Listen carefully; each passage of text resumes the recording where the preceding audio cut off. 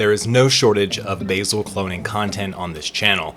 I've cloned basil into kratky gardens, I've cloned basil and then placed it into a tower garden. But what I've never done is taken a cutting and put it directly into a tower garden without letting it grow roots first. Until now.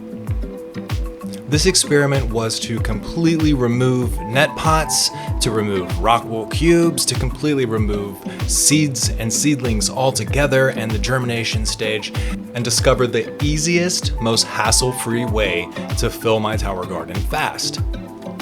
Now, I wasn't sure if this was going to work or not because clones need high humidity whenever they clone. Luckily for me, I live in Hawaii and there is pretty high humidity here. So if you try to do this, just keep that in mind if you're in a low humidity place. So like usual, I went up to my favorite nursery, the Upcountry Kula nursery, and picked out a bunch of different basil plants. This process is just like every other video I've ever done on cloning basil. I took my cuttings and instead of using net pots, I used these 2-inch cloning cups.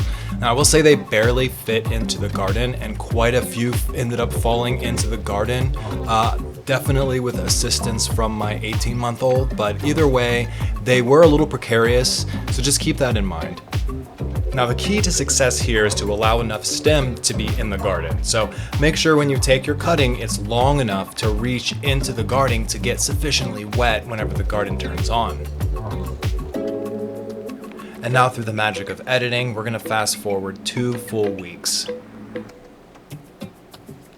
All right, it's 2 weeks later. I'm gonna take a look in this garden. Obviously the plants have grown. They've definitely gotten bigger than when I planted them.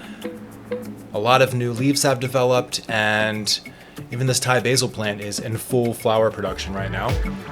Let's take a look at the roots.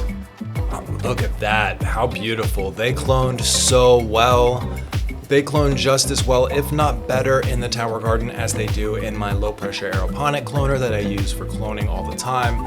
I'd say as long as you live in a humid place, you'll have no problem taking cuttings and placing them directly into your tower garden just with these cloning cups without using net pots or rock wool or soil to start. And you'll have plants in your tower garden right now. They grow super fast, and clones also take away any of the guesswork. Meaning when you clone a plant, you're making an exact replica of that plant. So you're gonna know how it's gonna taste and the flavor profile of that particular plant because you've already had it before.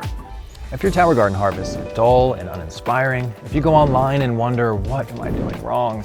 I've been growing hydroponically for 10 years, and I want to share with you guys the secrets to a successful tower garden harvest.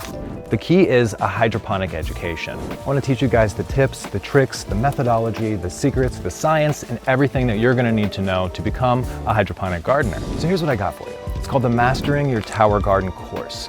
This proven method has taken hundreds of people from weak harvest to epic grows in their tower garden. You're gonna start to see dramatic changes in your tower garden in just 2 weeks. No matter if you're just starting out or you've owned a tower garden for years, you're gonna be able to say goodbye to the questions and the doubts, wondering if you'll ever be able to have the grows like the ones you see online. Just click the link below to get instant access and start filling your tower garden with a bounty of food to feed your loved ones.